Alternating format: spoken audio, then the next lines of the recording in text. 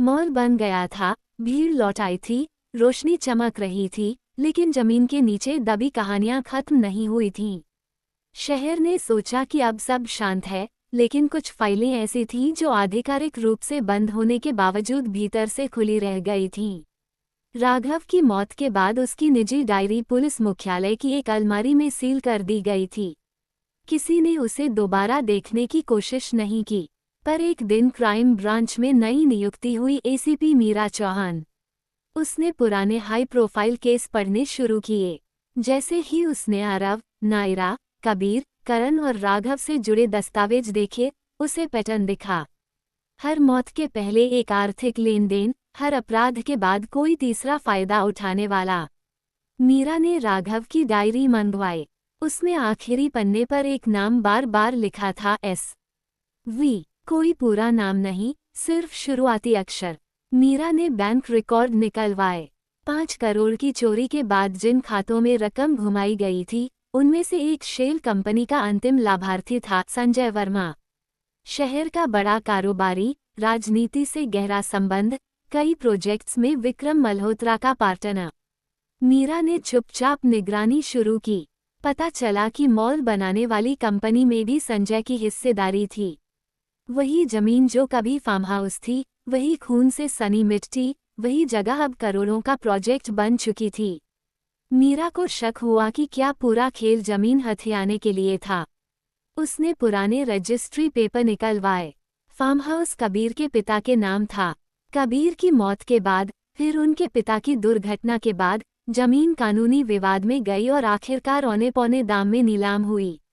खरीददार संजय वर्मा की कंपनी। मीरा ने केस दोबारा खोलने का प्रस्ताव रखा, लेकिन ऊपर से दबाव आया, पुराने मामलों को मत छेड़ो। उसने अनसुना किया। एक रात वह अकेले मॉल के बेसमेंट में गई। वहीं नीचे पुराने फार्म हाउस की नींव के अवशेष अब भी दबे थे। उसे लगा जैसे कोई उसे देख रहा हो। उसी समय उसके फोन पर मैसेज आया, बहुत गहराई में मत जाओ। नंबर प्राइवेट था। मीरा नहीं डरी। उसने संजय वर्मा को पूछताछ के लिए बुलाया। संजय मुस्कुराया, आपको लगता है मैंने सब प्लान किया? मीरा ने कहा, आप विक्रम के पार्टनर थे, करण के संपर्क में थे, जमीन आपको मिली, मॉल आपका है। बहुत संयोग हैं। संजय झुका और धीमे स्वर में बोला, संयोग नहीं, अवसर। मीरा ने रिकॉर्डिंग चालू रखी। संजय ने सीधा स्वीकार नहीं किया, पर संकेत साफ थे। लोग लालच में खुद मरते हैं, मुझे धक्का देने की जरूरत नहीं पड़ती, उसने कहा। उसी रात मीरा की गाड़ी का ब्रेक फेल हुआ, लेकिन वो बच गई। उसने समझ लिया कि अब ये सिर्फ जांच नहीं, जंग है। उसने मीडिया को गुमनाम दस्तावेज भेजे, शेल कंपनियों के लिंक, जमीन के कागज, बैंक ट्रेल। खबर फैल गई। विपक्षी नेताओं ने मुद्दा उठाया। कोर्ट ने स्वतः संज्ञान लिया। विशेष जांच दल बनी। इस बार सबूत डिजिटल थे, मिटाए नहीं जा सकते थे। विक्रम और करण के पुराने ईमेल सवा से रिकवर किए गए। एक मेल में लिखा था, पहले दोस्ती टूटेगी, फिर परिवार बिखरेगा, फिर जमीन हमारी होगी। भेजने वाला SV। जांच तेज हुई। संजय के घर छापा पड़ा। हार्ड ड्राइव जब्त हुई। उसमें फार्म हाउस की पुरानी तस्वीरें, नायरा और विक्रम की मुलाकातों की रिकॉर्डिंग और एक फाइल, प्रोजेक्ट रिडेम्पशन। फाइल में पूरा प्लान था, आरव को पैसे की जरूरत में धकेलना, नायरा को मोहरा बनाना, कबीर को रास्ते से हटाना, जमीन विवाद खड़ा करना और अंत में मॉल बनाकर 100 गुना मुनाफा कमाना। कोर्ट में सबूत रखे गए। संजय ने आखिरी कोशिश की, गवाह खरीदने की, दस्तावेज जलाने की, लेकिन डिजिटल कॉपी पहले ही सुरक्षित थी। फैसला आया, आपराधिक साजिश, कई हत्याओं में अप्रत्यक्ष भूमिका, साक्ष्य मिटाने का प्रयास। उम्र कैद नहीं, बल्कि दुर्लभतम में दुर्लभ मानते हुए मृत्युदंड।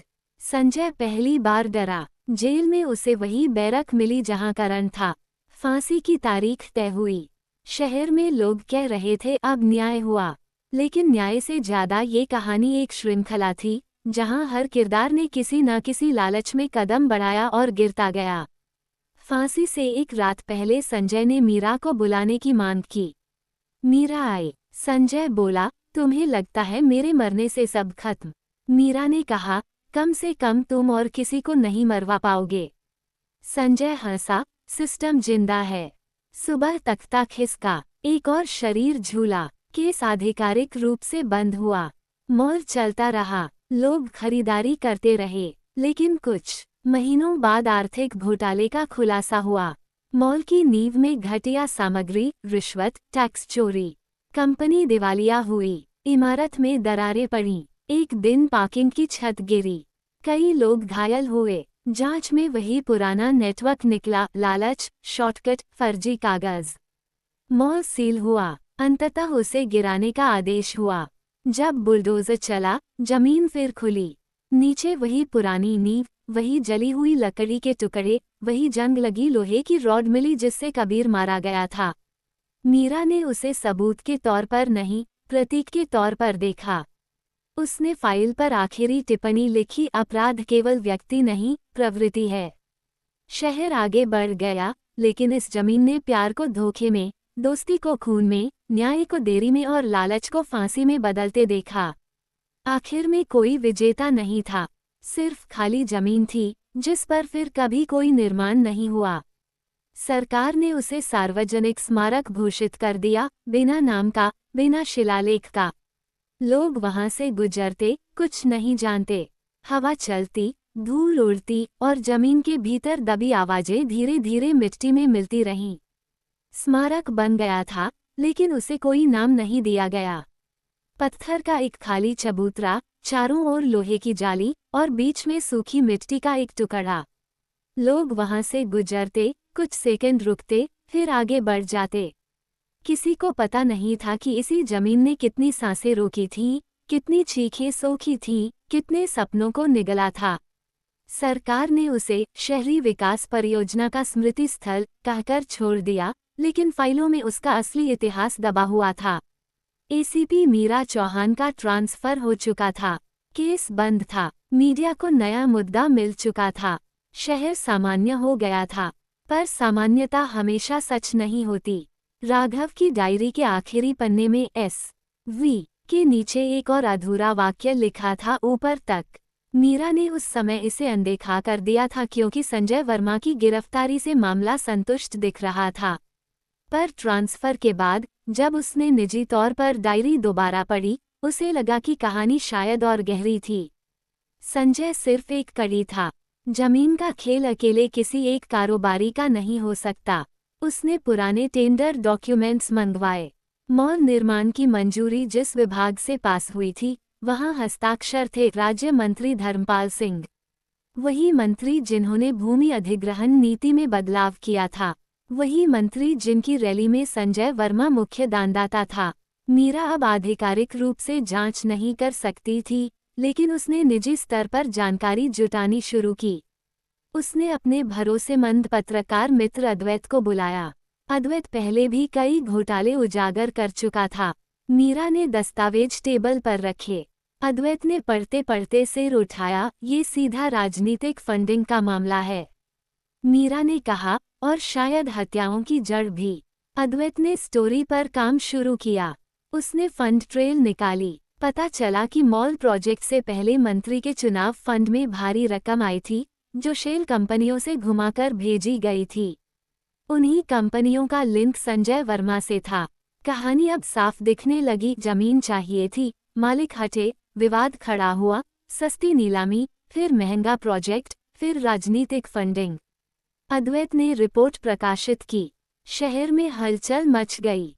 विपक्ष ने मंत्री के इस्तीफे की मांग की। मंत्री ने बयान दिया, ये सब राजनीतिक साजिश है। लेकिन उसी रात अद्वैत की बाइक को तेज रफ्तार एसयूवी ने टक्कर मारी। वह गंभीर रूप से घायल हुआ। पुलिस ने इसे भी दुर्घटना कहा। मीरा समझ गई कि खेल अब भी जारी है। उसने अद्वैत के होश में आने का इंतजार किया। अस्पताल में अद्वैत ने धीमे स्वर में कहा, गाड़ी में मंत्री का ड्राइवर था, मैंने चेहरा देखा, बयान दर्ज हुआ, पर ड्राइवर फरार हो गया। मंत्री ने खुद को निर्दोष बताया। मामला हाईकोर्ट पहुंचा। इस बीच स्मारक की जमीन पर रात में अजीब घटनाएं होने लगीं। चौकीदार ने बयान दिया कि देर रात काली गाड़ियों का काफिला आता है। कुछ लोग उतरते हैं, मिट्टी खोदते हैं, फिर चले जाते हैं। पुलिस ने इसे अफवाह कहा, लेकिन मीरा ने सीसीटीवी फुटेज मंगवाई। फुटेज में नंबर प्लेट धुंधली थी, पर एक चेहरा साफ था, मंत्री का निजी सचिव। मीरा ने कोर्ट में याचिका दायर की कि स्मारक स्थल की खुदाई कराई जाए। आदेश मिला। जब खुदाई शुरू हुई तो नीचे एक सीलबंद लोहे का ट्रंक मिला। ट्रंक में दस्तावेज थे, मूल रजिस्ट्री पेपर, जिन पर कबीर के पिता के हस्ताक्षर जाली साबित हुए। साथ ही एक डायरी जो संजय वर्मा की थी। उसमें लिखा था, डी.एस. से बात हो गई है, फार्म हाउस का मामला सुलझ जाएगा। डी.एस. धर्मपाल सिंह। अब मामला सीधे मंत्री तक पहुंच गया। विशेष जांच दल गठित हुई। मंत्री से पूछताछ हुई। उन्होंने सब नकारा, पर फोन रिकॉर्ड में संजय और मंत्री के बीच लगातार संपर्क दिखा। चुनाव के पहले और बाद में कई गुप्त बैठकें दर्ज थीं। विक्रम और करण के ईमेल में भी ऊपर से क्लियरेंस का जिक्र था। मंत्री ने आखिरी दांव खेला।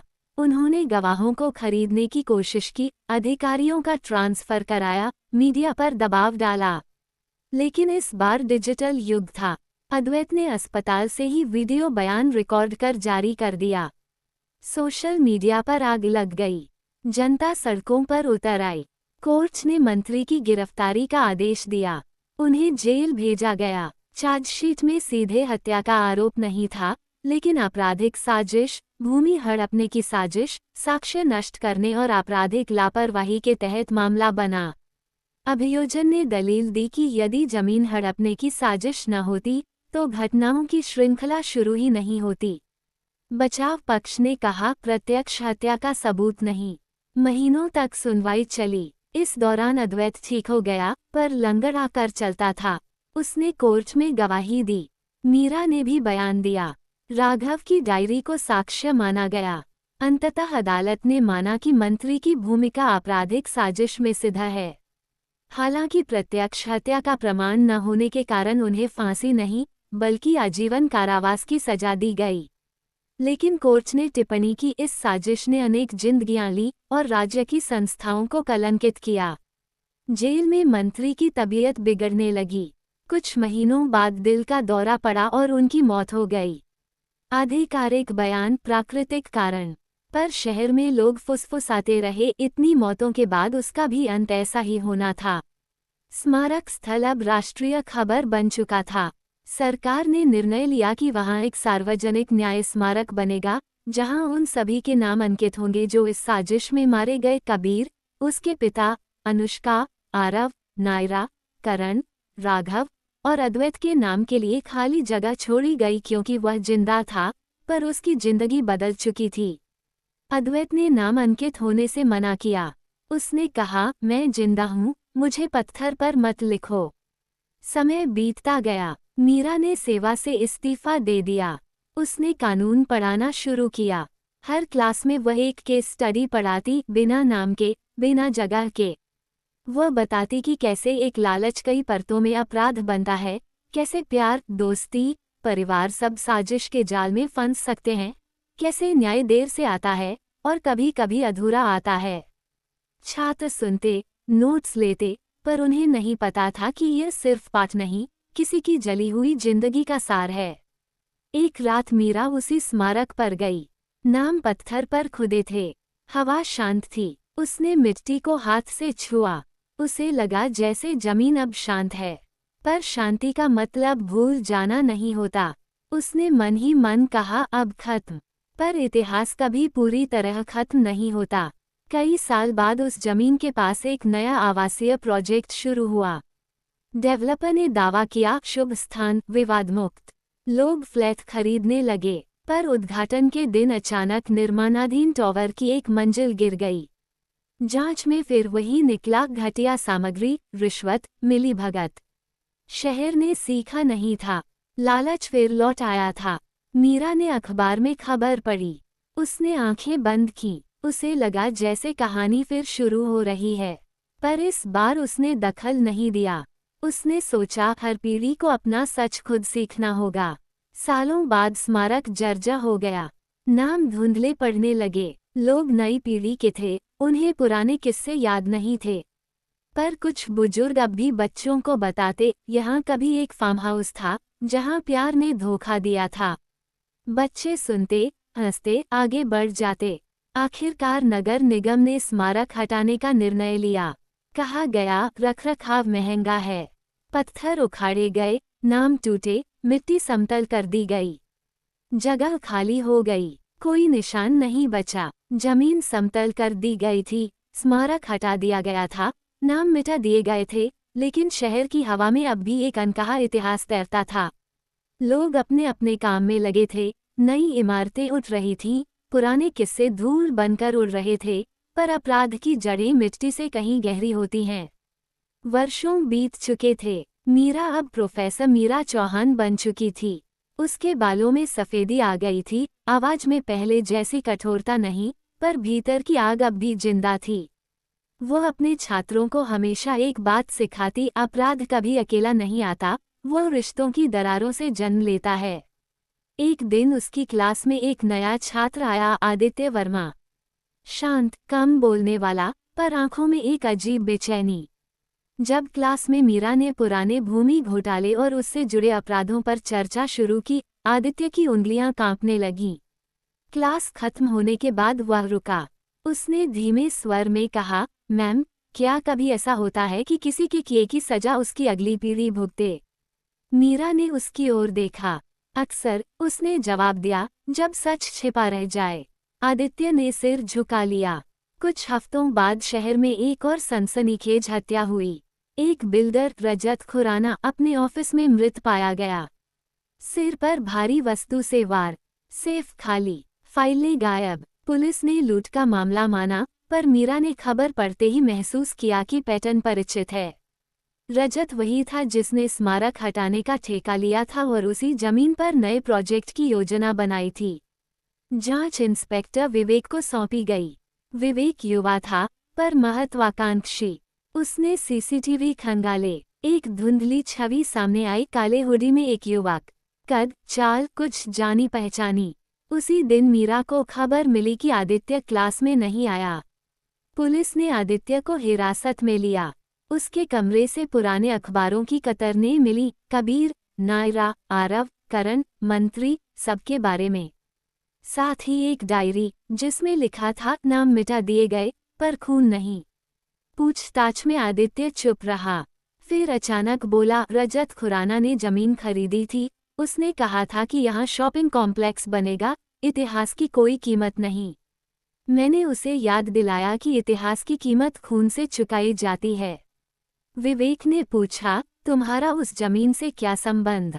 आदित्य की आंखें भर आईं। मैं अनुष्का का बेटा हूँ। कमरे में सन्नाटा छा गया। अनुष्का की मौत के समय वह गर्भवती थी, ये तथ्य फाइलों में दर्ज तो था, पर बाद में मामला शांत होने पर कोई आगे नहीं बढ़ा।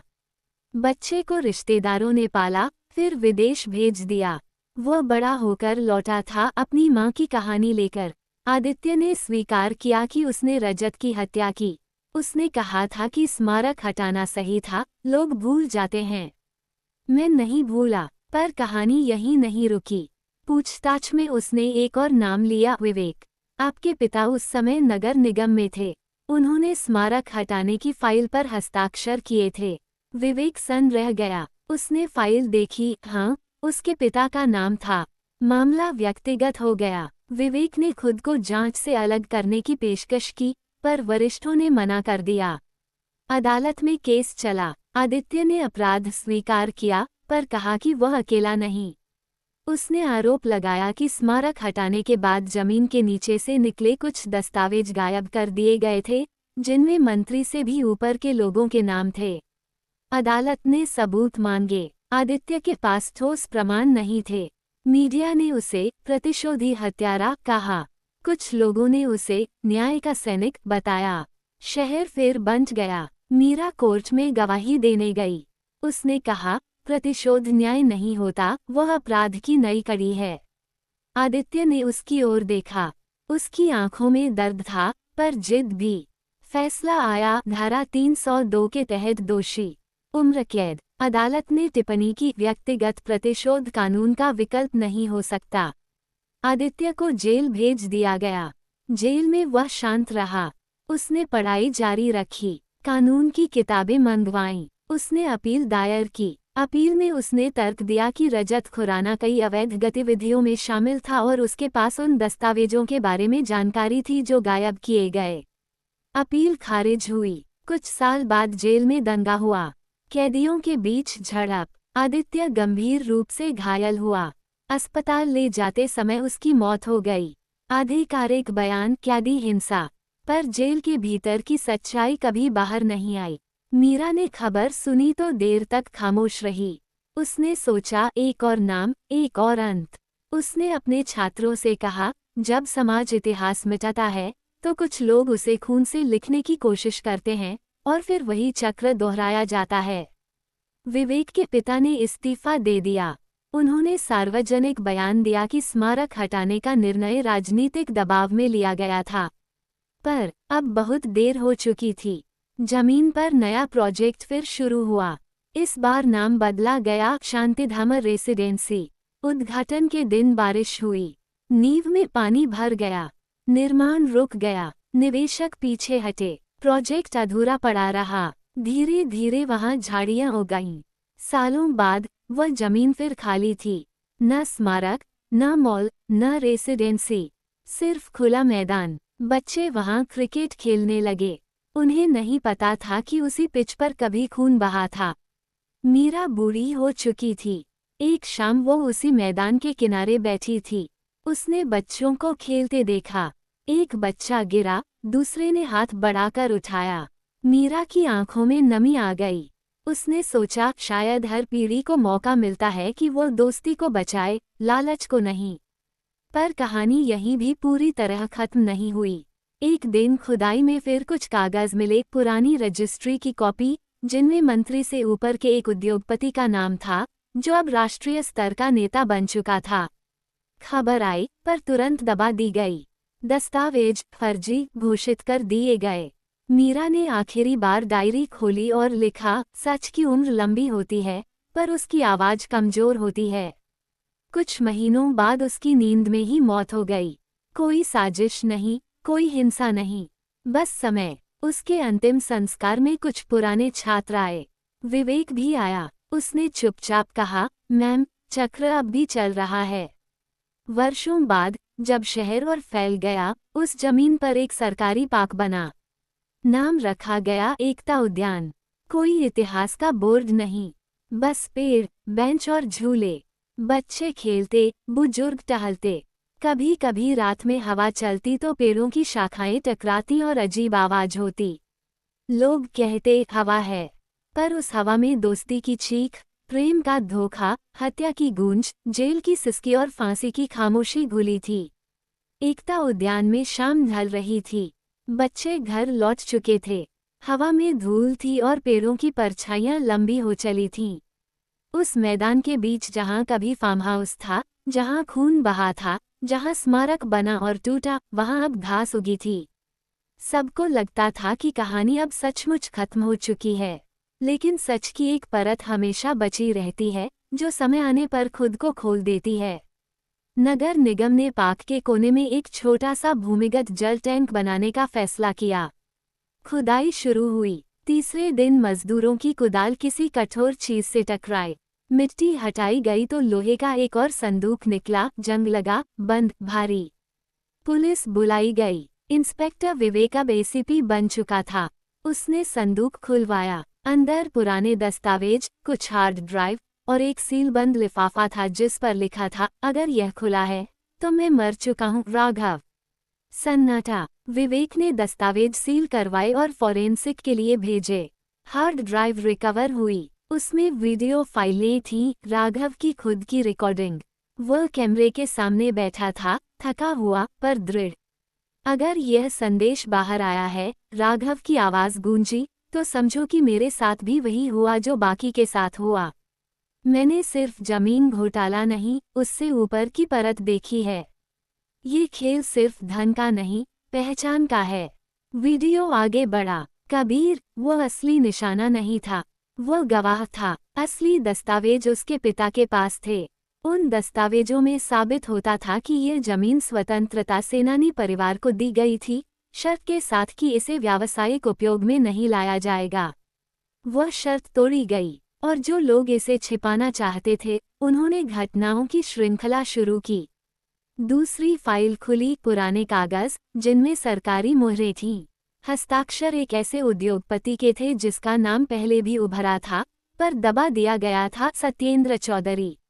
वही व्यक्ति जो बाद में राष्ट्रीय नेता बना, फिर केंद्रीय मंत्री और अब देश की सबसे शक्तिशाली राजनीतिक हस्तियों में से एक था। वीडियो में राघव ने कहा, संजय वर्मा सिर्फ मोहरा था, मंत्री धर्मपाल सिंह भी मोहरा थे, असली स्वीकृति ऊपर से आई थी। मैं सबूत इकट्ठा कर रहा हूँ पर मुझे निगरानी में रखा गया है। तीसरे वीडियो में राघव की आवाज़ कांप रही थी, अगर मैं मारा गया तो इसे बाहर लाना। विवेक की सांस भारी हो गई। उसने मीरा को याद किया। उसने सोचा अगर यह सब तब सामने आता तो कितनी जिंदगियां बचतीं। मामला फिर खुला, इस बार राष्ट्रीय स्तर पर। मीडिया में हंगामा। सत्येंद्र चौधरी ने प्रेस कॉन्फ्रेंस की। ये सब फर्जी है, मेरे खिलाफ राजनीतिक साजिश। पर हार्ड ड्राइव में बैंक ट्रांसफर, कॉल रिकॉर्ड और ईमेल थे। विशेष जांच दल गठित हुआ। विवेक को उसमें शामिल किया गया। चौधरी से पूछताछ हुई। उन्होंने हर आरोप नकारा, पर डिजिटल फॉरेंसिक ने दिखाया कि उनके निजी सर्वर से संजय वर्मा को कई एन्क्रिप्टेड संदेश गए थे। प्रोजेक्ट क्लीन अप, रुकावट हटाओ, फाइल सुरक्षित करो। कोर्ट में केस चला। चौधरी के वकीलों की फौज थी। उन्होंने हर दस्तावेज पर सवाल उठाया। गवाहों को डराया गया। कुछ गवाह अचानक मुकर गए। एक अकाउंटेंट जो बयान देने वाला था, रहस्यमय ढंग से लापता हो गया। इसी बीच एक और घटना हुई। पार्क में खेल रहे एक बच्चे ने पुरानी मिट्टी में दबा एक लॉकेट पाया। लॉकेट पर अनुष्का की तस्वीर थी। पीछे खुदा था, सच मत छोड़ना। लॉकेट आदित्य का था, जो दंगे में मरा था। ये खबर सोशल मीडिया पर वायरल हुई। लोग फिर जुड़ने लगे। पुरानी पीढ़ी ने यादें साझा की। कोर्ट की सुनवाई लंबी चली। चौधरी पर सीधे हत्या का आरोप सिद्ध करना कठिन था, पर आपराधिक साजिश, साक्ष्य नष्ट करने और भूमि घोटाले के ठोस प्रमाण थे। इसी दौरान एक गुप्त गवाह सामने आया, विक्रम मल्होत्रा का पुराना ड्राइवर। उसने बयान दिया कि विक्रम ने कई बार कहा था, ऊपर से आदेश है, वरना मैं ये सब नहीं करता। ड्राइवर ने ये भी बताया कि करण की दुर्घटना के बाद उसने चौधरी के निजी सहायक को विक्रम के घर से कुछ फाइलें ले जाते देखा था। मामला और मजबूत हुआ। चौधरी ने स्वास्थ्य का हवाला देकर अस्पताल में भर्ती होने की कोशिश की। कोर्ट ने मेडिकल बोर्ड बनाकर जांच कराई। रिपोर्ट सामान्य आई। फैसले का दिन आया। अदालत खचाखच भरी थी। जज ने कहा, यह मामला सिर्फ एक जमीन का नहीं, न्याय व्यवस्था के दुरुपयोग का है। जब शक्ति का प्रयोग अपराध छिपाने में हो तो अपराध कई गुना गंभीर हो जाता है। चौधरी को आपराधिक साजिश, भ्रष्टाचार और साक्ष्य नष्ट करने के आरोप में दोषी ठहराया गया। प्रत्यक्ष हत्या सिद्ध न होने के कारण मृत्युदंड नहीं, पर आजीवन कारावास और संपत्ति की जब्ती का आदेश हुआ। देश में हलचल मच गई। कुछ ने इसे ऐतिहासिक फैसला कहा, कुछ ने राजनीति। पर कहानी का दर्द कम नहीं हुआ। जेल में चौधरी को अलग बैरक में रखा गया। कुछ महीनों बाद उनकी तबीयत बिगड़ी। इस बार सचमुच हार्ट अटैक। उन्हें अस्पताल ले जाया गया। इलाज के दौरान उनकी मौत हो गई। आधिकारिक बयान प्राकृतिक। विवेक ने केस फाइल बंद की। उसने एकता उद्यान में जाकर मिट्टी को देखा। उसे लगा जैसे जमीन अब हल्की है, पर फिर उसे एहसास हुआ हल्की नहीं, बस थकी हुई है। पर ट्विस्ट यहीं खत्म नहीं हुआ। हार्ड ड्राइव में एक और एन्क्रिप्टेड फोल्डर था जिसे महीनों बाद खोला गया। उसमें राघव का आखिरी संदेश था, अगर यह भी बाहर आ गया है तो समझो कि साजिश का एक हिस्सा अभी जिंदा है। मेरे विभाग के भीतर भी कोई शामिल है। जांच हुई, रिकॉर्ड खंगाले गए। पता चला कि राघव की दुर्घटना वाली रात उसके लोकेशन डेटा को विभाग के आईटी सेल से बदला गया था। उस समय आईटी सेल का प्रभारी कौन था? विवेक के वरिष्ठ अधिकारी डीसीपी अरोड़ा। अरोड़ा से पूछताछ हुई। पहले उन्होंने इनकार किया, फिर सबूत सामने आए, log file, admin access, time stamp. उन्होंने स्वीकार किया कि उन्हें ऊपर से आदेश था। मैंने किसी को नहीं मारा, अरोड़ा बोले, बस डेटा बदला। कोर्ट ने कहा, सत्य छिपाना भी अपराध है। अरोड़ा को सजा हुई। विवेक ने महसूस किया कि साजिश का जाल कितना व्यापक था। ये सिर्फ जमीन नहीं, व्यवस्था की बीमारी थी। सालों बाद एकता उद्यान में एक छोटा सा पत्थर लगाया गया। उस पर सिर्फ एक वाक्य लिखा था, यह सत्य दफन नहीं हुआ। कोई नाम नहीं, कोई तारीख नहीं, लेकिन कहानी अभी खत्म नहीं हुई है।